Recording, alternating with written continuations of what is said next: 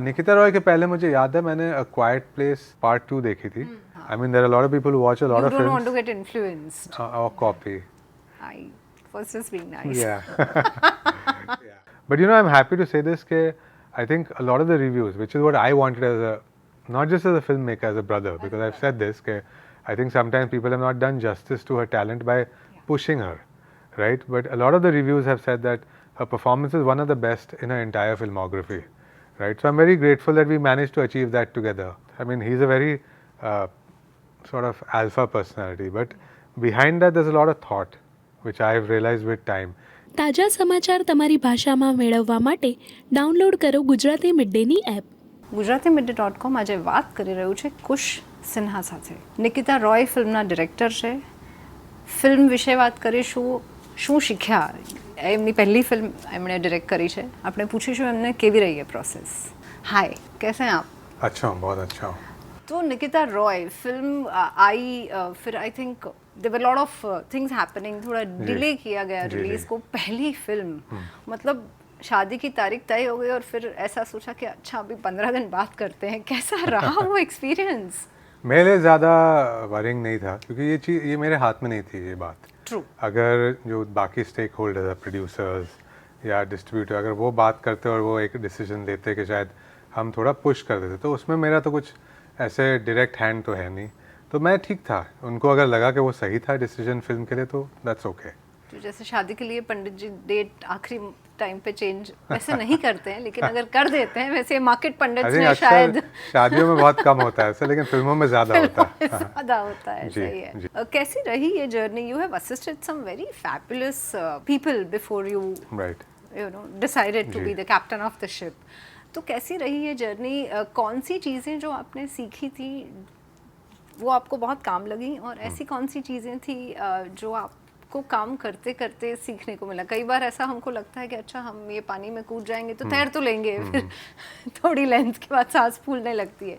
कैसा रहा वो सफ़र?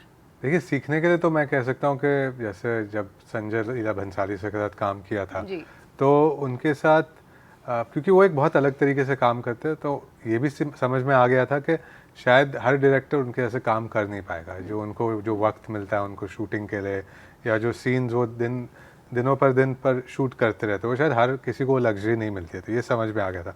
लेकिन एक चीज़ जो मैंने कहा है अभी भी मानता हूँ, वो बारीकियों पे बहुत ध्यान देते थे. हाँ, हम शायद उस लेवल पे नहीं ध्यान दे सकते, बिकॉज जैसे मैंने कहा जो लग्जरीज या फैसिलिटीज़ उनको मिलती है हर डायरेक्टर को नहीं मिलती है, और जबकि नया डायरेक्टर तो और भी कम. लेकिन ये मैं समझ में आ गया था कि अगर हम सही डिटेल्स पे ध्यान देंगे तो उससे भी एक अच्छी फिल्म बन सकती है. और दूसरे जो मेरे टीचर थे अभिनव कश्यप सर, वो उनका तरीका बहुत ऑर्गेनिक है.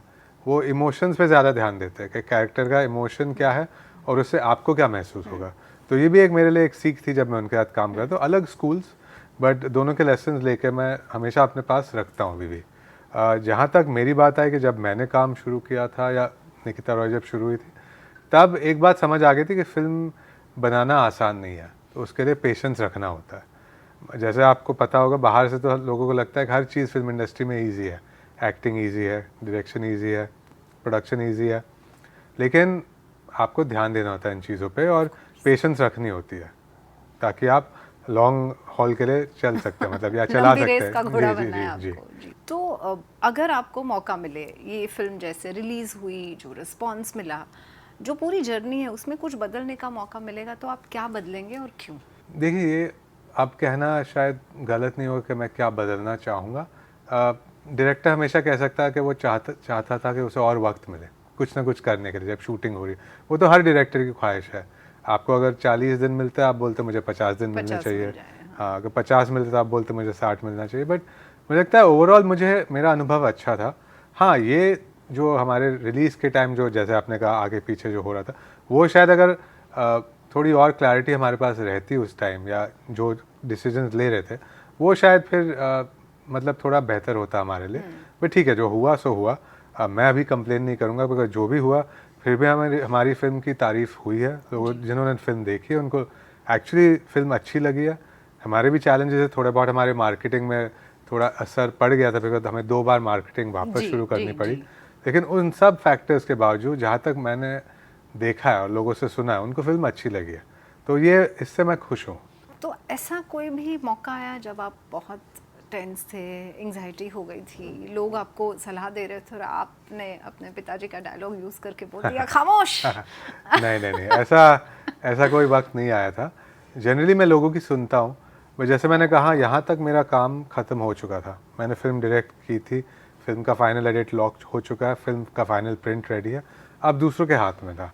तो जब मेरे हाथ में वो चीज़ है ही नहीं तो मैं उसके ऊपर टेंशन लेके करूँ क्या। आई थिंक इम्पॉर्टेंट रहता है कि आपको अपने आप को थोड़ा कंट्रोल में रखना चाहिए एज ए डायरेक्टर, तो ऐसा मेरे साथ तो कुछ हुआ नहीं था। सो ये फिल्म करने के बाद एक डायरेक्टर के तौर पे आपका जो आत्मविश्वास है वो शार्पन हुआ है, या कुछ कुछ चीज़ें हैं जो आपने तय की हैं कि अगर मैं जब भी अगली फिल्म करूँगा तो ये चीज़ें मैं नहीं दोहराऊँगा? क्या है वो आपका पर्सपेक्टिव? जी, आत्मविश्वास तो जी बड़ा ही है, बिकॉज़ वही जैसे आपने कहा, एक बार आप समुंदर में छलांग मारते हैं और फिर तैरना सीख लेते हैं तो एटलीस्ट आपको पता है कि मैं समुंदर में तैर सकता हूँ। हाँ, और ये बहुत बड़ी लर्निंग रही है, बिकॉज़ फिल्म मेकिंग मुश्किल है, हर दिन कुछ ना कुछ सेट पे होते रहता है, एंड आपको वो अडेप्टेबिलिटी, फ्लेक्सिबिलिटी और दिमाग का अवेयरनेस रखना बहुत ज़रूरी होता है जब चीज़ें हो रही है। एट द सेम टाइम आपको अपना कूल रखना होता है। आप you can't get angry on a set, आप मतलब गुस्सा नहीं हो सकते ताकि फिर एक अलग किस्म की आग लग सकती है सेट पे। तो ये सब चीज़ें तो मुझे सीखने के लिए मिली थी। बाकी जो आपने कहा, हाँ, ये भी सीखा है कि क्या नहीं करना है। कभी कभी आप किसी और की बात सुन लेते हैं, डायरेक्ट एग्जाम्पल नहीं दूंगा, बट फिल्म के बारे में 2-3 टेक्निकल चीज़ें हैं जो किसी और ने कहा था कि नहीं हमें ऐसे ही करना चाहिए। उस टाइम पे मुझे लगा था शायद इनका अनुभव ज़्यादा है तो सुन लेते हैं इनकी बात, बट बाद में रियलाइज़ किया कि नहीं, उनकी बात नहीं सुननी चाहिए थी। अपना फुट डाउन रख के बोलना चाहिए था कि हम ऐसे ही करेंगे बिकॉज ये फिल्म के लिए बेहतर है। बट ये लर्निंग है, पहली फिल्म में हमें हर किसी को सीखना ही होता है जी। और पहली फिल्म किसी की, मुझे लगता है जनरली अक्सर तो परफेक्ट नहीं होती है। हाँ, जहाँ तक हमने अगर एक गुड फिल्म भी बनाई है वो बहुत बड़ी बात है। और परफेक्शन में इम्प्रूवमेंट का स्कोप भी कहाँ होता है? हाँ, वही सही है। फिर आप तो करियर के पीक पे पहुंच गए पहले फिल्म में परफेक्ट फिल्म बना के, उसके बाद आप करेंगे क्या? फिर आप क्या करेंगे? जी, सही बात जी, है। तो आप you come across as someone who is very शांत, so are you like that और it's a Tuesday mood? No, I think it's today is a bit slow anyways. It's that rainy weather outside and all that. But Shant, yes, you can say that. But I would like to say this, that people often assume that being Shant means being like easy. That's not the case. You can be Shant and strong also. No, people who think कि शांत लोग easy होते हैं वो गलत सोचते हैं। हाँ, but I think शांत कह सकते हैं जी। और आपने अपनी बहन को डायरेक्ट किया और उन्होंने काफ़ी काम किया है, तो कैसा था वो? कोई इंटरेस्टिंग इंटरेक्शंस हुए? एक तो कहानी है जो मैंने बता भी दी है बहुत जगह पे, लेकिन फिर से कहूँगा कि वही एक इंटरेस्टिंग कहानी है आइसक्रीम के बारे में। Yeah, of course, the ice cream story. Ice cream story, right? That was the only time we had a little bit of a back and forth going on, जहाँ पे it became the actor versus the director. But thankfully, the sun was so strong that the ice cream melted and we removed it out of the shot. That's one. But other than that, I think there's one scene in the beginning of the film where I think we took around 18-19 takes. It was a very emotionally strong moment for her character. And she was doing it well, but we had a couple of technical issues, something went off again and again.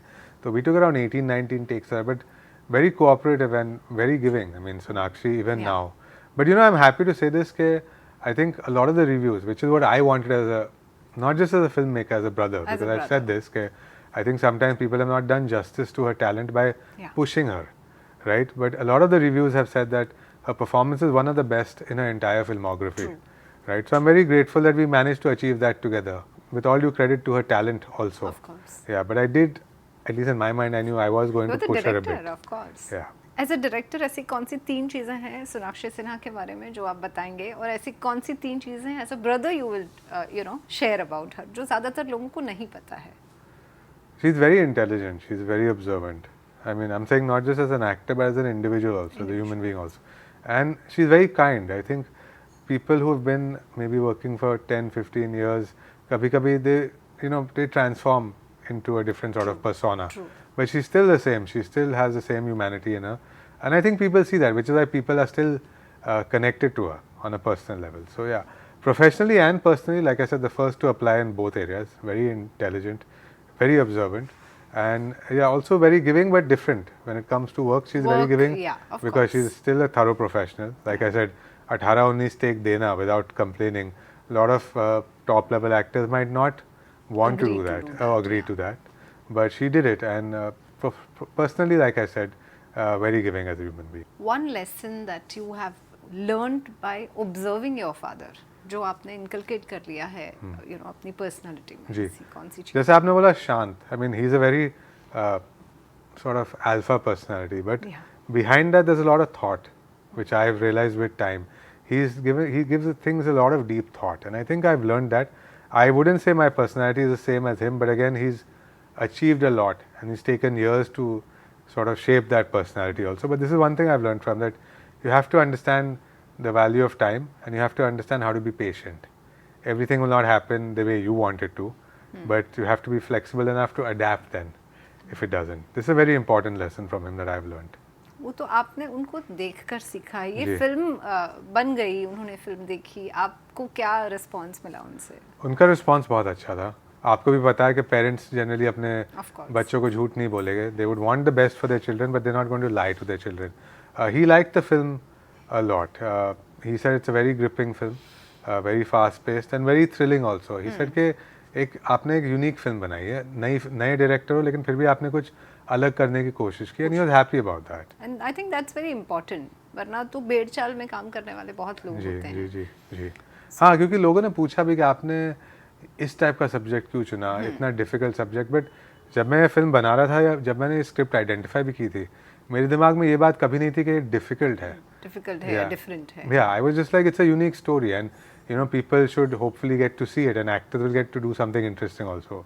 So you know, working with people like Paresh Rawal and then Arjun, कभी क्या होता है ना, जैसे कि for example, okay, I'm a journalist for like 20 years, let's say, but if I'm working with a certain person who has a certain level of experience, कभी एक instruction देने में या communication करने में एक initial वो होता है कि झिझक होती है कि नहीं? मुझे नहीं हुई थी। I think because मुझे पहले से ही पता था कि परेश जी is invested in the film. Yeah. Right? एक होता है कि अक्सर कभी-कभी एक्टर्स फिल्म में इन्वेस्टेड नहीं होते, बट ठीक है, they are doing it for different reasons, you know. But I knew Paresh was very invested in the film, so I knew that for him also, जो कैरेक्टर उन्होंने प्ले किया, अमरदेव का character, right, I knew he was open to collaboration. Obviously ये सीधी बात है कि परेश जी के पास इतना अनुभव है कि आप उनके अनुभव में अपना क्या कंट्रीब्यूट करोगे, बट फिर भी छोटी छोटी चीज़ों पे हम लोग कभी कभी बात कर देते थे कि sir can we try it this way, और सर ऐसे, and he was very open. तो you know, very kind of him, एक नए डायरेक्टर को इतने अच्छे तरीके से सपोर्ट करना, वो भी सेट पे, very kind of him. We have spoken a lot about the film and you know how shant you are, but ऐसी कुछ चीजें I like how you're putting me in a box. Shant. No, we underline that. आपने भी कहा कि हाँ मैं शांत हूँ। तो आपके बारे में ऐसी कौन सी चीजें हैं जो लोग ज़्यादा नहीं जानते हैं और उनको जाननी चाहिए? ये मेरे पास अगर इसका जवाब होता मैं अभी दे देता। आप क्या करते हैं जब आप फिल्मों के बारे में नहीं सोचते? म्यूज़िक, फोटोग्राफी तो लोगों को पता है, तो मेरा बहुत पुराना शौक है, राइट। तो फोटोग्राफी तो है ही है, स्ट्रीट फोटोग्राफी, म्यूज़िक, बाकी कभी कभी फिल्में भी देख लेता हूँ ताकि मैं सीख सकूँ दूसरे के काम से। बट हाँ, नॉर्मल हॉबीज़, ऐसे कोई मेजर सीक्रेट्स है नहीं यहाँ पे। चिल्ड आउट है बेसिकली आप काफ़ी। जी। कौन सी हॉरर फिल्म देख के आप डर गए थे? I think long time back I had seen the original Aliens. That one was very interesting, very scary also, because science fiction में इतना डर महसूस करवाना, exactly. That was an interesting film to watch. Nikita Roy के पहले मुझे याद है मैंने A Quiet Place Part 2 देखी थी, but मैंने इसलिए देखी थी because I wanted to again understand how are people positioning horror today. Quiet Place Part 2 again is sci-fi horror. Yeah, it's a sci-fi. But it's also very psychological. The whole way they play with the sound design of the film. You know, you are constantly on edge. So I watched A Quiet Place too. But generally, when I'm about to start on a film, I don't watch too many films because I want to keep my mind open. I understand what you are saying. I mean, there are a lot of people who watch a lot of films. You don't want to get influenced. Or copy. I was just being nice. Yeah. Yeah, I don't want to do that. I mean, that's just my personal take on it. I know it happens a lot of times, but just my personal take. I want to be able to create from my mind. Yeah, that's a personal philosophy though. सो एक horror film बनाने के लिए कौन सी ऐसी चीज़ें हैं जो बहुत अहमियत रखती है? 5 elements let's say, obviously script तो अच्छी होनी ज़रूरी है ही, मतलब 4 चीज़ें तो मुझे ही पता है, लेकिन आप डायरेक्टर हैं तो आप बताएं। जैसे आपने बोला, एक तो स्क्रिप्ट है, दूसरा आपका cast. You need a good cast because horror is psychological, वो ट्रांसमिट होता है. मेरे चेहरे पे अगर डर है वो आपके साइकी में जाएगा, बट उसके लिए मुझे एक अच्छा एक्टर होना होगा ताकि मैं आपको परफॉर्मेंस प्रोजेक्ट कर पाऊँ वहाँ पे. तो actor, sound design, cinematography also, and I think locations also. Locations do a lot to play with people's minds. Yeah.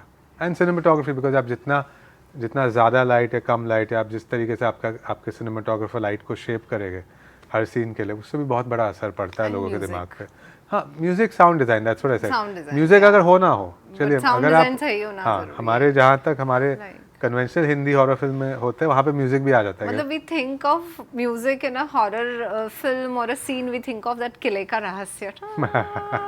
वो मतलब इतने सालों के बाद भी you know that is not gone. So I think that also exactly. But for me sound design, I think.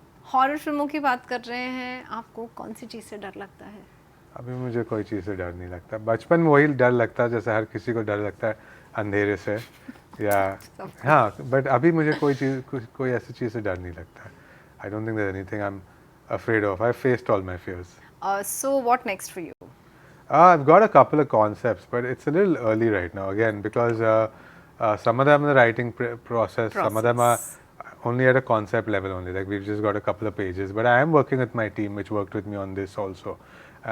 But at this point, honestly, I need to first disconnect from Nikita Roy. It's still in my mind. It's, you know, the film is still running. Also, you know, the good part is, in spite of everything, we still managed to stay in theaters throughout this wave. You know, which is a big deal. And I went for multiple shows just to see how it was doing, and the occupancy was pretty high even then.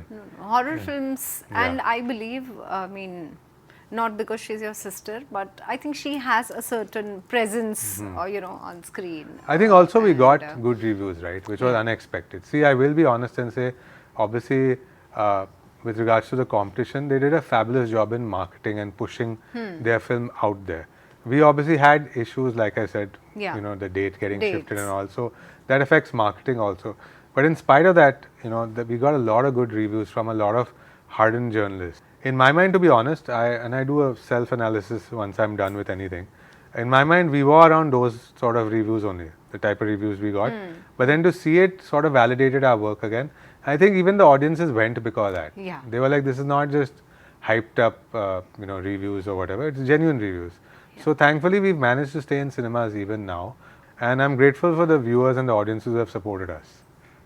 It's very, very kind of you, and we are looking forward to more work from you. Thank you. And all the best. Thank you so much. Let's, you know, I wish that you get detached from Nikita Roy soon, and then you know, you start working on your new project. We are absolutely looking forward. No, but thank you so much for coming in. Thank you so much. Pleasure. Subscribe કરો Gujarati mid day. Bell icon પર click કરીને મેળવો તમામ વિડીયોના direct notification.